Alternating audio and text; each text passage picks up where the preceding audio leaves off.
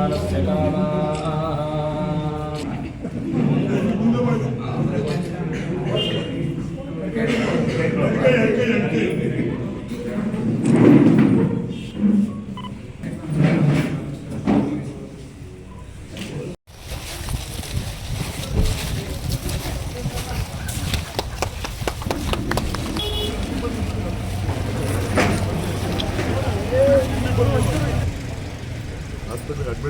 ಹೇಳಿದ್ರು ಈ ಕಡೆ ಜಾಸ್ತಿ ತೋರಿಸ್ತೀವಿ ಸರ್. ಅಲ್ಲ ನಾನು ತೋರಿಸ್ತೀನಿ ಸರ್. ಈಗ ಸ್ವಲ್ಪ ಎಷ್ಟು ಹೋಗಿದೆ ನೋಡ್ಕೊಂಡ್ಬಂದೆ.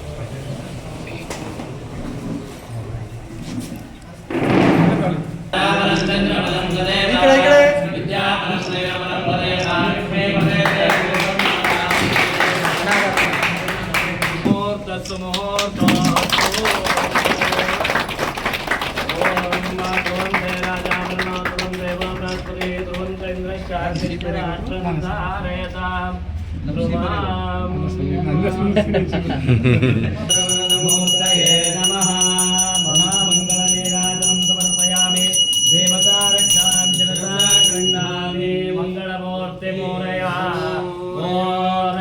ಜಯೇಂದ್ರ ರಮಣ ಗೋವಿಂದ.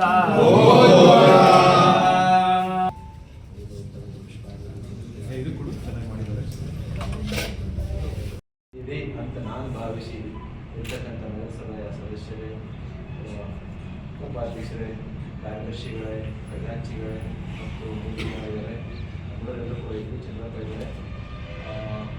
ಡೈರಿಯ ಡೈರೆಕ್ಟರ್ಸ್ ಇದ್ದೀರಿ, ನಮ್ಮ ಊರಿನ ಎಲ್ಲ ಗ್ರಾಮಸ್ಥರಿದ್ದೀರಿ. ಸುಮಾರು ವರ್ಷಗಳ ಹಿಂದೆ ಪೂಜ್ಯ ಗುರುಗಳಿದ್ದೀರಿ. 2005-6ನೇ ಸುಮಾರಿಗೆ ಅವಾಗಿನ ಫ್ಲೈಓವರು ರೋಡ್ ವೈಡನ್ ಆಗಿರಲಿಲ್ಲ. ದೊಡ್ಡಗುಬ್ಬರಿ ದಾಸಿ ಹೋಗ್ಬೇಕಾದ್ರೆ ಒಮ್ಮೆ ನಮ್ಮ ಅಶ್ವಕುಟೆ ಎಡಗಡೆಗೆ ತೋರಿಸಿ ಭಕ್ತರೆಲ್ಲ ಸೇರಿ ಮಠಕ್ಕೆ ಇನ್ನೊಂದು ಲ್ಯಾಂಡ್ ಮಾಡಿದ್ದಾರೆ, ಇನ್ನೊಂದ್ಸಲ ಹೋಗಿ ತೋರಿಸ್ತೀನಿ ಅಂತ ಹೇಳಿದರು. ಆ ನಂತರದಲ್ಲಿ ಒಂದು 2-3 ವರ್ಷ ಬಿಟ್ಕೊಂಡು ಆ ಲ್ಯಾಂಡನ್ನು ತೋರಿಸಿ ಪೂಜ್ಯ ಗುರುಗಳು ಹೇಳಿದರು, ಅವತ್ತು ದೊಡ್ಡಗುರುಗಳು, ಇಲ್ಲಿ ಬಹು ದೊಡ್ಡದಾಗಿರ್ತಕ್ಕಂಥ ಜನಗಳಿಗೆ ಅನುಕೂಲ ಆಗ್ತಕ್ಕಂಥ ವಿದ್ಯಾಸಂಸ್ಥೆಯ ಆಡಳಿತ ಅಂತ ಕನಸು ಕಂಡಿದ್ದರು. ಆ ನಂತರದಲ್ಲಿ ಏನಾಯ್ತು ಅಂತ ನಿಮ್ಮೆಲ್ಲರೂ ಕೂಡ ಗೊತ್ತಿದೆ. ಇಲ್ಲಿರ್ತಕ್ಕಂಥ ಭಕ್ತರು ಎಷ್ಟರ ಮಟ್ಟಿಗೆ ನೀವು ಮಠವನ್ನು ಸ್ವಾಮಿಗಳನ್ನ ಪ್ರೀತಿ ಮಾಡಿದ್ರಿ ಅಂತಂದರೆ,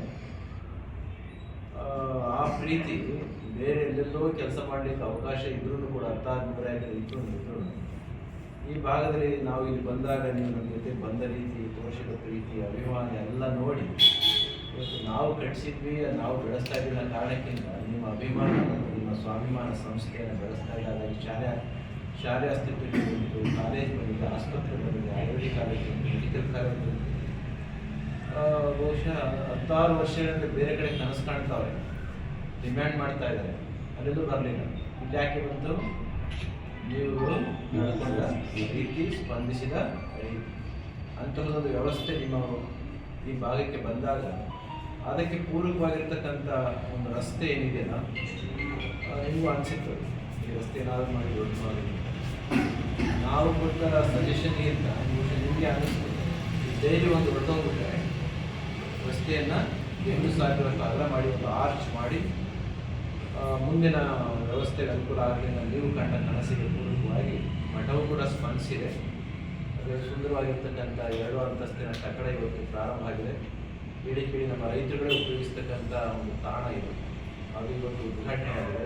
ಉದ್ಘಾಟನೆ ಆಗಿರ್ತಕ್ಕಂಥ ಸಂದರ್ಭದಲ್ಲಿ ಇದರ ಉಪಯೋಗವನ್ನು ಎಲ್ಲರೂ ಕೂಡ ಪಡ್ಕೊಳ್ಳಿ ಮಾತಿನ ಸಂದರ್ಭದಲ್ಲಿ ಹೇಳಿ, ನಿಮಗಾಗಿ ಆಸ್ಪತ್ರೆಗಳಿದೆ, ನಿಮಗಾಗಿ ಕಾಲೇಜುಗಳು ಬಂದಿದ್ದಾವೆ, ನಿಮ್ಮ ಅಭಿಮಾನಕ್ಕೋಸ್ಕರ ಸ್ಕೂಲು ಎಲ್ಲವೂ ಕೂಡ ಬಂದಿದೆ.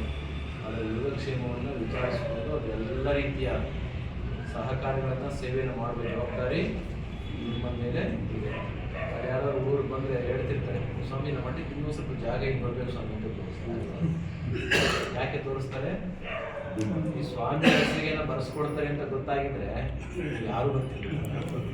ಎಲ್ಲರೂ ಕೂಡ ಗೊತ್ತು, ನಿಮ್ಮ ಮಠದ ಚುಂಚನಗಿರಿ ಮಠದ ಒಂದೊಂದು ಇಂಚು ಕೂಡ ಅದು ಸಾರ್ವಜನಿಕ ಆಸ್ತಿ ಹೊರತು ಯಾವ ಕಾರಣಕ್ಕೂ ವ್ಯಕ್ತಿ ಆಸ್ತಿ ಇರಲಿಕ್ಕೆ ಸಾಧ್ಯವಿಲ್ಲ. ನಿಜವಾದ ಓನರ್ ಮಠಕ್ಕೆ ಯಾರು ಬರ್ತಾರೆ. ಹಾಗಿದ್ರೆ ಸ್ವಾಮಿಗಳೇನು?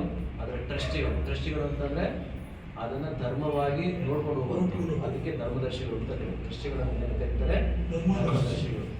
ಒಟ್ಟು ಸಮಾಜದ ಪರವಾಗಿ ಧರ್ಮದಿಂದ, ನ್ಯಾಯದಿಂದ, ಸತ್ಯದಿಂದ ಒಂದು ವ್ಯವಸ್ಥೆಯನ್ನು ನೋಡ್ಕೊಂಡು ಹೋಗಲಿಕ್ಕೆ ಇರ್ತಕ್ಕಂತಹ ನಾವೇ ಹೊರತು ನಮ್ಮ ಹೆಸರಿನಲ್ಲಿ ಒಂದು ಅಕೌಂಟು ಇಲ್ಲ, ಒಂದು ಒಂದು ಒಂದು ಒಂದು ಫುಡ್ ಲ್ಯಾಂಡು ಕೂಡ ಇರೋದಿಲ್ಲ. ಡೈರಿ ಕಟ್ಟಡ ಉದ್ಘಾಟನೆ ಆಗಿದೆ, ಏನು ಹೇಳ್ತೀರಾ ಸರ್? ಇದು ಒಂದು ರೋಡ್ ಅಗಲೀಕರಣಕ್ಕೋಸ್ಕರ ನಮ್ಮದು ಹಳೆ ಕಟ್ಟಡ ಆಯಿತು, ಸ್ವಲ್ಪ ಶಿಥಿಲಾಗಿದೆ ಅಂತೇಳಿ ಒಂದು ಹೊಸ ಕಟ್ಟಡ ಕಟ್ಟಬೇಕು ಅಂತೇಳಿ ಒಂದು ಹೊಸ ಕಟ್ಟಡ ಇವತ್ತು ಉದ್ಘಾಟನೆ ಆಗಿದೆ. ಎಲ್ಲ ರೈತರುಗಳಿಗೆ ಅನುಕೂಲ ಆಗಲಿ ಅಂತ ಹೇಳ್ಬಿಟ್ಟು ಒಂದು ಇವತ್ತು ದಿನ ಉದ್ಘಾಟನೆ ಕಾರ್ಯಕ್ರಮ ಇಟ್ಕೊಂಡಿದ್ದು ತುಂಬ ಅದ್ದೂರಿಯಾಗಿ ಚೆನ್ನಾಗಾಗಿದೆ. ಎಲ್ಲ ಗ್ರಾಮಸ್ಥರಿಗೂ ಮತ್ತು ನಮ್ಮ ಹಾಲ ಕಲಾ ರೈತರಿಗೂ ಮತ್ತು ಡೈರೆಕ್ಟರ್ಗಳಿಗೂ ಹೃತ್ಪೂರ್ವಕದ ವಂದನೆಗಳನ್ನು ಸಲ್ಲಿಸ್ತೀನಿ. ಸರ್ ಏನು ಹೇಳ್ತೀರಾ ಸರ್? ನಿರ್ಮಲಾನಂದ ಸ್ವಾಮೀಜಿಯವರ ಅನುಗ್ರಹದಿಂದಲೇ ಇವತ್ತು ಒಂದು ಹೊಸ ಕಟ್ಟಡ ಆಗಿರೋದು. ಅವರ ಪಾದಗಳಿಗೆ ವಂದಿಸುತ್ತಾ ಅವರು ಈ ದಿನ ಇಲ್ಲಿ BGSಗೆ ಹೋಗಿ ರೋಡ್ ಅಗಲೀಕರಣ ಆಗಬೇಕು, ನೀವು ಸ್ವಲ್ಪ ಡೈರಿ ಬೇರೆ ಕಡೆ ಮಾಡ್ಕೊಬೇಕು ಅಂತ ಹೇಳಿದಾಗ ಆಯಿತು ಸ್ವಾಮಿ ಮಾಡಿಕೊಡಿ ಅಂತ ಹೇಳಿದಾಗ ಅವರು ಸುಸಜ್ಜಿತವಾದ ಒಂದು ಒಳ್ಳೆಯ ಕಟ್ಟಡವನ್ನು ಮಠದ ಮತ್ತು ಆಶ್ರಯದಿಂದ ಮಾಡಿಕೊಟ್ಟಿದ್ದಾರೆ. ಅವರಿಗೆ ನಮ್ಮ ರೈತರ ಪರವಾಗಿ, ನಮ್ಮ ಗ್ರಾಮಸ್ಥರ ಪರವಾಗಿ ಹೃತ್ಪೂರ್ವಕದ ವಂದನೆಗಳನ್ನು ನಿರ್ಮಲಾನಂದ ಸ್ವಾಮೀಜಿಯವರಿಗೆ ಅರ್ಪಿಸ್ತೀವಿ. ಎಷ್ಟದು ಸುಮಾರು ಒಂದು 20-25 ಲಕ್ಷ ರೂಪಾಯಿ ವೆಚ್ಚದಲ್ಲಿ ಈ ಕಟ್ಟಡವನ್ನು ಕಟ್ಟಿಕೊಟ್ಟಿದ್ದಾರೆ. ಮಾಡ್ತೀನಿ BGS ಮಠದಿಂದ ಕಟ್ಟಿಕೊಟ್ಟಿದ್ದಾರೆ. ಈ ದಿನ ಸುಮಾರು ಎಲ್ಲ ರೈತರುಗಳ ಸಹಕಾರದಿಂದ ಅದ್ದೂರಿಯಾಗಿ ಕಾರ್ಯಕ್ರಮ ಆಗಿದೆ.